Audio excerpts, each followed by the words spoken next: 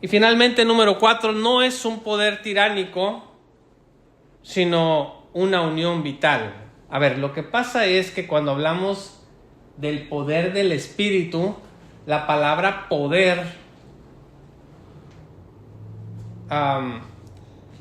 está vinculada muchas veces en la mente de la gente con el aspecto político del poder, ¿sí?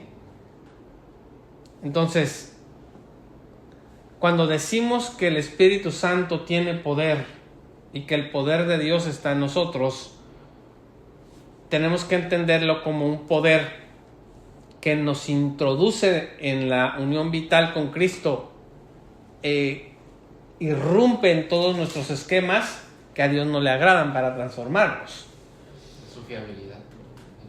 El bautismo no otorga un dominio autoritario ni jerárquico sobre otros.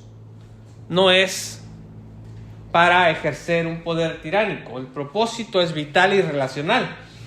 El bautismo busca la unión orgánica con Cristo, que es la cabeza, y con los demás creyentes o miembros para vivir en dependencia, servicio mutuo y comunión. Vean ustedes otra vez esto. ¿Para vivir en qué? En dependencia, servicio mutuo y comunión. Esto es gracia y no mérito. Es obra soberana de Dios por el Espíritu y no un logro humano. El bautismo en el Espíritu de ninguna manera es algo que consiga alguien de nosotros por sus obras, ¿verdad? Y aquí es un último punto que quiero tocar, que es muy importante en este sentido. Miren, la autoridad en la iglesia de los ancianos y pastores es legítima, es necesaria y es diseñada por Dios. O sea, no es tiránica mientras los líderes se sujeten a la palabra de Dios. Por eso Hebreos 3, versos 7 y 17 hablan de que hay que sujetarse a los pastores de la iglesia para que no hagan su trabajo de mala gana, sino que puedan hacerlo de buena gana porque ellos tienen que rendir cuentas. ¿Sí? Entonces, a veces cuando nosotros hablamos de la igualdad en la iglesia, podemos confundirnos y pensar en que los oficios de la iglesia no son relevantes. En otras palabras, creer que la igualdad cristiana significa que no hay un orden dentro de el cuerpo de Cristo.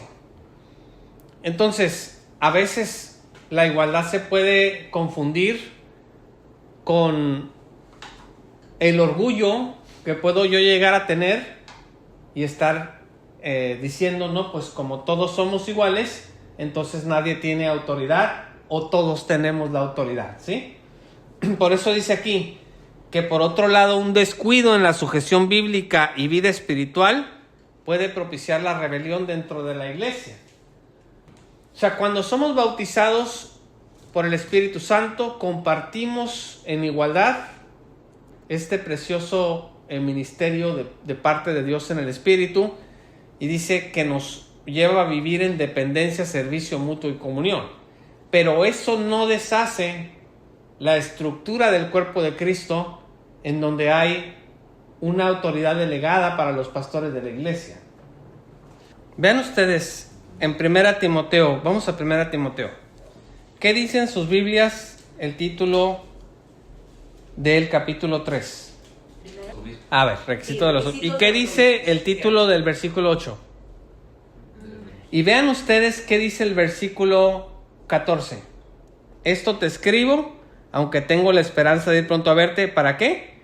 Para que si tardo, ¿qué? Sepas cómo debes conducirte en la casa de Dios. Y él dice el misterio de la piedad. Entonces, primero dice, estos son los requisitos de los pastores o obispos, estos son los requisitos de los diáconos, y todo esto te lo estoy diciendo para que sepan cómo conducirse en la casa de Dios. Entonces, a veces cuando una persona es bautizada y es incorporada al cuerpo, esa persona, no a veces, sino la persona tiene que entender cuál es la dinámica del cuerpo al que se está uniendo, ¿sí? Y a veces lo que pasa puede ser por negligencia en el discipulado, que las personas no entienden su papel dentro de una congregación, o que a pesar de que se les explica, las personas no quieren sujetarse a esto que la palabra de Dios dice. Y quiero decirles una cosa, muchas veces la gente dice, yo quiero una iglesia bíblica, y no saben lo que están pidiendo.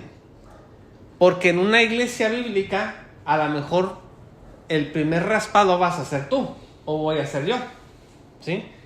Porque en una iglesia bíblica que se tome en serio la palabra de Dios, hay cosas que yo no voy a poder hacer, decir, y comportamientos que no se van a tolerar, ¿sí?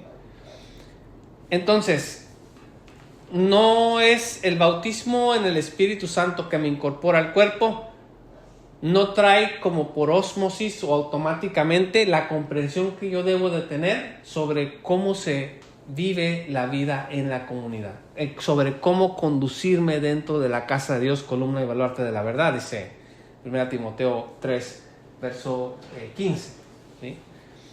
Entonces, era importante esta nota porque no basta con que yo sea incorporado al cuerpo, sino que tengo que ser incorporado al cuerpo y tengo que aprender a conducirme en la casa de Dios. Porque el bautismo en el Espíritu Santo a mí no me da la autoridad que yo creo que debo de tener en un lugar, ¿sí? Entonces, si no hay sujeción a la palabra de Dios, sino rebeldía, dice aquí, el poder del Espíritu se manifiesta adecuadamente donde pastores y congregación se sujetan por igual al señorío de Cristo. Pero ¿qué pasa donde no hay sujeción al señorío de Cristo? ¿Qué pasa en donde si los pastores no se sujetan al señorío de Cristo y las congregaciones sí? Entonces esos pastores van a abusar de la congregación.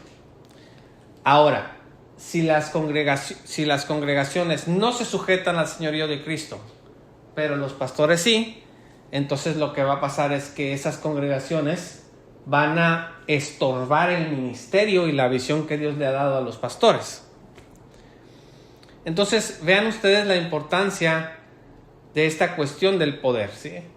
Porque una de las cosas que a veces dice la gente que está en rebeldía es: somos iguales, aquí nadie es superior, todos somos hermanos. O sea, dicen verdades, pero que esconden un argumento, ¿sí?